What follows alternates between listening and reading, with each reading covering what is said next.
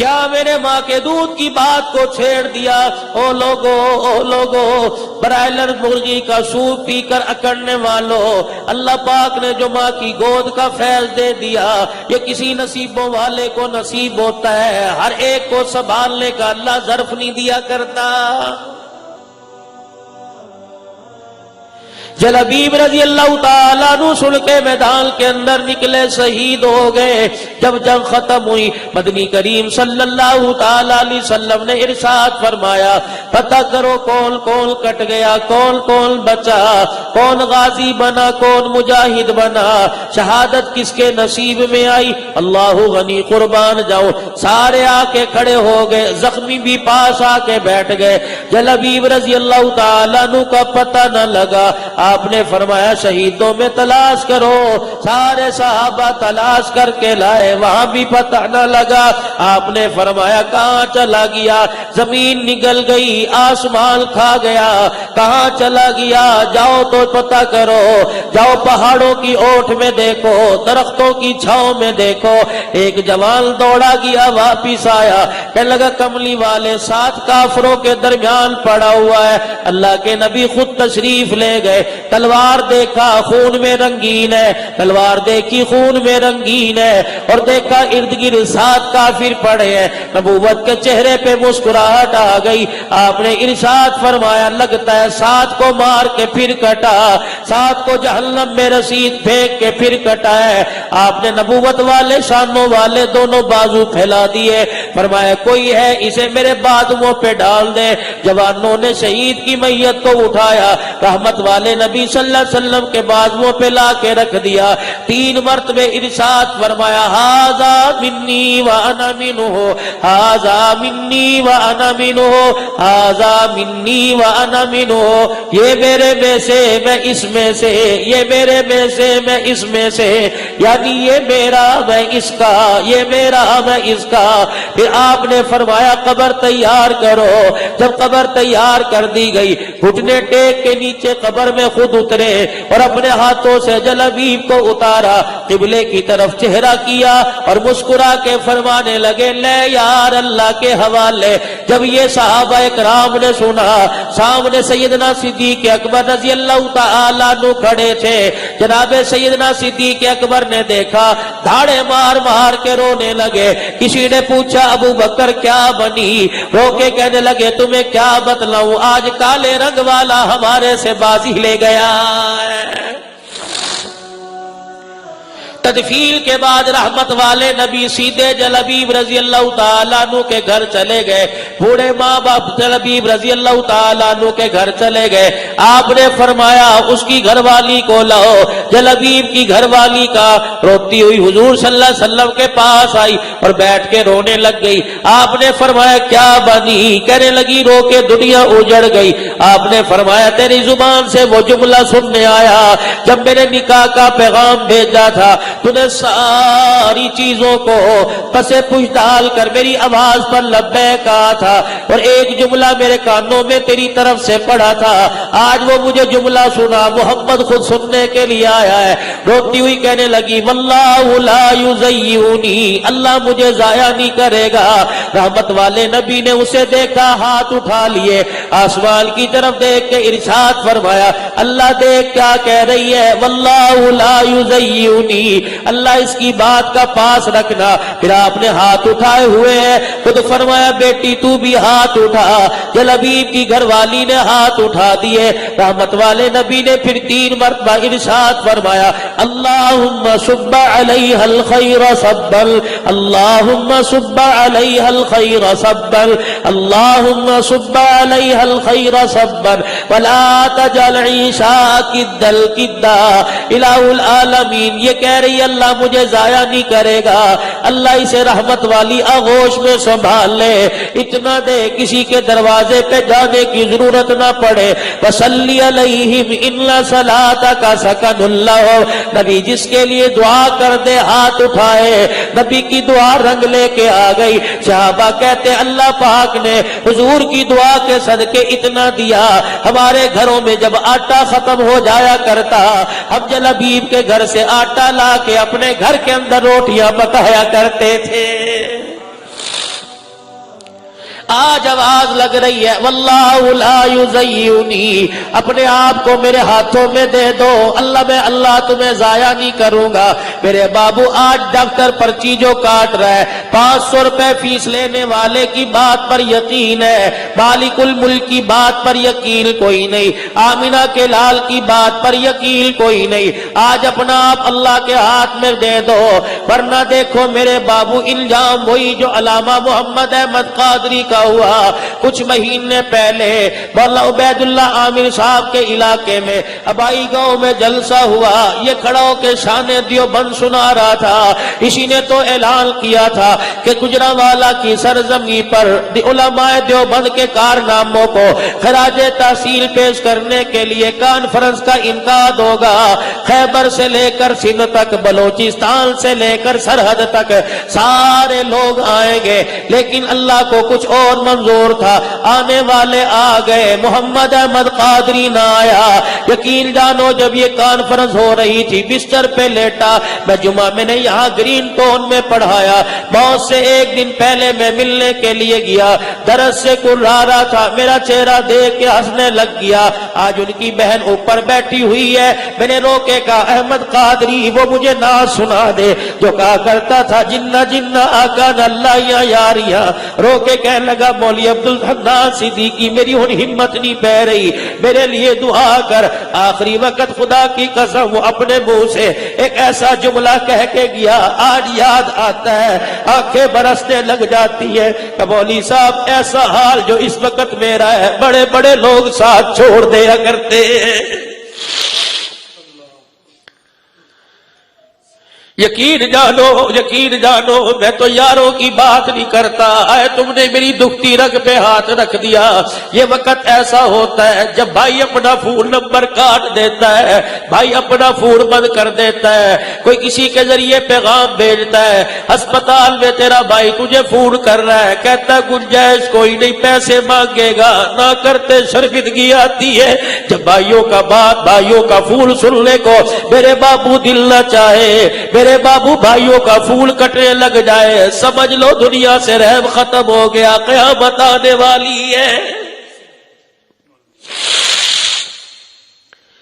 کتنے لوگ ہسپتال میں پڑے ہیں، او میرے بابو تم رمضان کا انتظار کرتے ہو کہ رمضان المبارک کا مہینہ آئے گا اس وقت زکوٰۃ تقسیم کریں گے۔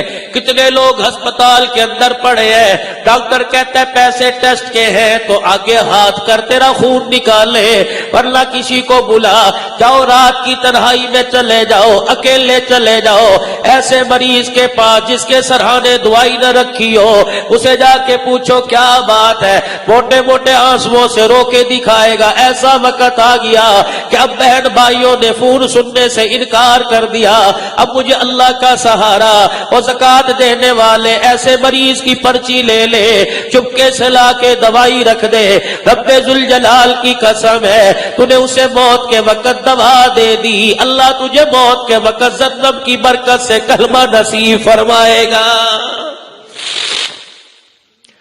جاؤ کبھی ہسپتالوں میں چلے جایا کرو، ایسے مریض سے پوچھو کتنے دن سے یہاں پڑا ہے، کہے گا اسپتال کا بل چڑھ رہا ہے کوئی دینے والا نہیں ہے، اپنی زکوٰۃ میں سے ایسے کا بل ادا کر دے، یقین جان موت ایسے آئے گی جیسے آٹے سے بال نکال لیا جاتا ہے، جب دو انگلیوں سے آٹے سے بال نکلتا ہے آٹا نہیں ہلتا، یقین جان موت اتنے آرام سے آئے گی تیرے جسم کو حرکت نہیں آئے گی، آواز دینے والا آواز دے کے کہے گا یا ایتھا النفس المطمئنہ ارجعی الی ربک راضیۃ مرضیہ۔ یقین جانو پچھلے دنوں میں ٹیکسلا کے اندر بیان کر رہا تھا، مولانا عبد الغفور صاحب نقشبندی، حضرت خواجہ خواجگال حضرت خان محمد صاحب کے خلیفہ جو اس وقت بیعت کرا رہے ہیں، بستر پہ پڑے 30-35 کلو کا وزن ہے، چرپائی پہ ایسے جیسے نظر نہیں آ رہا، سفید رنگ کا گو تکیا، سفید رنگ کا لباس، سفید رنگ کی چادر ہے، سفید رنگ کی ٹوپی، رضائی کے اندر کانپ رہا ہے، پانی کا مٹکا پڑا، پلاسٹک کا لوٹا پڑا، پاس سرحانے مسلح پڑا۔ مفتی حسن صاحب مل کے گئے، 1:15 میں ملنے کے لیے گیا، میرا ہاتھ پکڑ کے کہنے لگے مولانا دنیا کی کامیابی کوئی کامیابی نہیں ہے، کامیابی تو وہ کہ موت کے وقت ایمان موجود ہو، کامیابی وہ ہے موت کے وقت کلمہ طیبہ زبان پر آ جائے، کامیابی وہ کہ موت کے وقت خاتمہ ایمان پر ہو جائے، یہ کامیابی ہے۔ جب تک ایسی کامیابی نہیں ملتی مولانا فکر کرو کوئی پتہ نہیں آنے والا کل کیسا ہوگا۔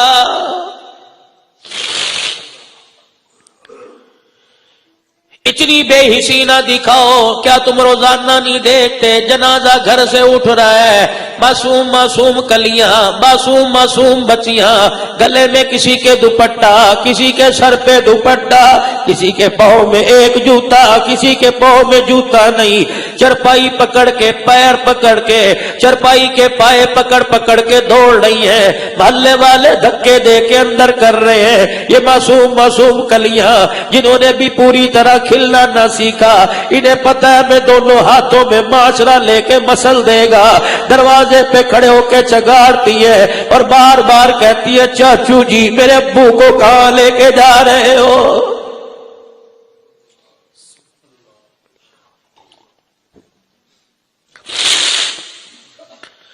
کہاں لے کے جا رہے ہو میرے ابو کو بتاؤ تو صحیح۔ یقین جانو جب جنازہ پڑھنے کے بعد تدفین کے بعد مرثا گھر آتے ہیں، ایک عورت کے ارد گرد 2-4 بچوں کو جمع دیکھتے ہیں، اور میرے بابو کوئی چاولوں میں بوٹی پہ لڑ رہا ہے، کوئی چائے میں میٹھے پہ لڑ رہا ہے، کوئی کہتا ہے پکانے والے روٹی پکا لیتے چاول کیوں پکائے ہیں، انہیں پتہ نہیں ہم شوگر کے مریض ہیں، تجھے شوگر کی پڑی، سہاگن کا سہاگ اجڑ گیا، یتیم ماں کا دوپٹہ پکڑ کے کھینچ رہے ہیں، کہہ رہے امی جی ابو کہاں چلے گئے، نہ چرپائی نظر آئی نہ چرپائی والا نظر آیا۔ شام کو بیٹا جوان آیا، اللہ اکبر، کسی نے سر پہ ہاتھ نہ رکھا، اللہ اکبر، ہر طرف سے آواز آ رہی ہے کل کل خانی ہے، کیا کرو گے، کیا پکاؤ گے؟ مشورہ دینے والے سارے ہیں، کوئی کہتا 2 چاولوں کی دیگیں بڑی ہے 8 کلو کا زردہ پکوا لے، کوئی کہتا 2 قورمے کی دیگیں، نان بنوا لو، میٹھے کی ضرورت نہیں۔ سارے ظالم بن گئے، ساروں نے بڑے بڑے چھرے ہاتھ میں پکڑ لیے، مشورہ دینے والے سارے نظر آ رہے ہیں، کان میں کوئی یہ نہیں پوچھتا باپ کا کفن نقد لے کے آیا کہ ادھار لے کے آیا ہے۔ وہ گبرو جوان ماں کے پاس آ کر بیٹھ کر رونے لگ گیا، اماں کبھی اسے چپ کرا رہی ہے، کبھی اسے چپ کرا رہی ہے، کبھی اسے چپ کرا رہی ہے۔ جوان سے پوچھا تو مجھے سہارا دے، تو بھی رونے لگ گیا۔ وہ رو کے کہتا اماں جی یہ بریانی کھا کے سارے چودھری بن کے باہر بیٹھے ہیں، ان میں میرا چاچا جان بھی ہے، ان میں میرا تایا جان بھی ہے، ان میں میرا پھپھا ماموں جان خالو خالہ جان بھی ہے، سارے رشتہ دار بیٹھے ہیں۔ وہ کہہ رہے جو قبرستان میں تیرے سے اعلان کروایا تھا کل کل خانی ہے، ساری برادری دروازے پر آ جائے گی، بتا کل کیا انتظام کرنا ہے۔ سن کے ماں نے رونا شروع کر دیا، جوان اولاد کے کندھے پر سر رکھ کے رونا شروع کر دیا، اور روتے ہوئے کہنے لگی تجھے پتہ نہیں جس کا جنازہ اٹھا کے لے کے گئے ہو اس کی بیماری پہ لاکھوں خرچ ہوا، ابھی بھی 50,000 روپے کے مقروض ہے، بجائے قرضہ اتارنے کی سوچنی چاہیے تھی، ایک اور 50,000 روپے کا انجیکشن تیار کر دیا۔ رو کے کہتی ہے بیٹی تجھے پتہ ہے میرے پاس کچھ نہیں۔ بیٹا کہتا ہے ابو جی چلے گئے، اب تو ادھار بھی رشتہ دار کوئی نہیں دے گا، امی بتاؤ کیا کریں، برادری میں ناک نہ کٹ جائے۔ یہ سفید کپڑے پہننے والے، گو تکیے پیچھے رکھنے والے، 4 حقوں کی چلمیں جلی ہوئی ہے پاس رکھنے والے، پاکستان کے اخبار پڑھنے والے، کہکے لگانے والے، حکومتوں کی باتیں کرنے والے، خاک ثواب پہنچائیں گے، یہ اندر بیٹھ کے کہہ رہے امی کیا کروں، کرنا تو پڑے گا۔ امی جی نے چپکے سے کہہ دیا سامنے الماری میں چلا جا، چھوٹی سی چابی پڑی ہے، بکسے میں تو تالا لگا ہوا ہے، اس تالے کو چابی لگا کے بکسا کھول لے۔ ایک دوپٹے کے اندر 2 بالیاں، ایک سونے کی انگوٹھی پڑی ہے۔ اما جی یہ کس کی ہے؟ کہ جب تیرا باپ صحت مند تھا تیری بہن کے لیے اس نے بنائے تھے، اب باپ ہی نہ رہا ہم نے کیا کرنا ہے، برادری ہمیں لان تان کرے گی، جا جا کے انہیں بیچ، باپ کی کل خانی کر۔ اور ظالموں جب بیٹیوں کے زیور بکے اور باپ کی کل خانیاں ہونے لگے، تمہیں کیا پتا جب بیٹے اپنی آبرو برقرار رکھنے کے لیے قرضے لے کے کل خانیاں کرے، تجھے 50,000 روپے کا ٹیکہ اور لگائے، سمجھو دنیا سے رحم اٹھ گیا۔ کاش یہ ساری برادری، کاش یہ سیٹلائٹ ٹون والے، کاش یہ اہل علاقہ والے سارے شام کو اکٹھے ہو جاتے۔ میں 500 روپے کی بات نہیں کرتا، 100 روپیہ اکٹھا کرتے، 500 آدمی 50,000 روپے اکٹھا کرتے، 10 راشن کی تھیلیاں بناتے، بیوہ کے گھر لے جاتے اور کہتے تیرا گھر والا تو چلا گیا، بھائی تیرے موجود ہے، یہ 10 راشن کی تھیلیاں ہر مہینے ایک استعمال کر، جب 10 ختم ہو جائے گی اللہ اور التزام کر دے گا۔ یقین جانو کل خاندی پر زرد پلاؤ کھانے والے ایک مرتبہ دعا کر کے جاتے، یہ 10 راشن کی تھیلیاں استعمال کرنے والے ہر مہینے ہر دل میں 3 مرتبہ کھاتے، یتیموں کے پیٹ میں روٹی جاتی، اتڑیاں تھرتی، عرش عظیم پر خود دعا پیٹ سے نکل کر پہنچ جاتی۔ کیوں عقلیں مردار ہو گئی؟ کیوں تم نے عقل سے کام لینا چھوڑ دیا؟ خدا کے واسطے اب دیکھو، ایک بیٹی اوپر بیٹھی رو رہی ہے، ایک بہن بیٹھی رو رہی ہے، کہاں چلا گیا بھائی، کہاں چلا گیا باپ؟ کوئی بھائی سر پر ہاتھ پھیرنے والا نہیں، اکلوتی بیٹی چھوڑ کے چلا گیا۔ یقین جانو تمہیں تو آج احمد قادری 2 مہینے بعد یاد آیا، پھر احمد قادری داستان بن جائے گا، پھر علامہ احمد قادری کاغذوں میں آئے گا، بہانہ مجلوں میں چھپے گا، بہانہ رسالوں میں چھپے گا، اس کے بعد رسالے والے بھی چھاپنا چھوڑ دیں گے۔ آج اشتہار کے اندر بیان احمد قادری لکھا ہوا ہے، کل اشتہار تو ہوں گے، یہ نام کوئی نہ ہوگا۔ تمہیں تو آج چھوڑ کے گیا، یتیم کو تو ہر روز ہر پل میں باپ یاد آئے گا، ہر روز باپ کو یاد کر کے روئے گی۔ خدا کے واسطے ایسا کام کر جاؤ جو بہن کے کام آ جائے، ایسا کام کر جاؤ جو یتیم بچی کے کام آ جائے۔ اللہ کی قسم میں ان کے گھریلو معاملات کو جانتا ہوں۔ یہ اس بہن جو اوپر بیٹھی، مجھے نہیں پتا کہاں بیٹھی ہے، اس نے اپنے بھائی کا ساتھ نہ چھوڑا۔ جھولیاں پھیلا کے اللہ سے ایسی بہن مانگو جو موت تک بھائیوں کا ساتھ نبھائے۔ میں کل کے آگے گفتگو کر رہا ہوں، یقین جانو مجھے خود رونا آ رہا ہے۔ بہن کی شادی کر دی، جہیز دے دیا، کہا جی اب تیرا ہمارا کھاتا بند، باپ نے جو دے دیا سو دے دیا، اب تیرا میرا تعلق کوئی نہیں۔ کتنی بہنوں کو دیکھا کہ عید کے کپڑے نہیں پہنتی، اللہ اکبر، پوچھا کیوں نہیں پہنے، کہتے بھائیوں نے بھیجا کوئی نہیں۔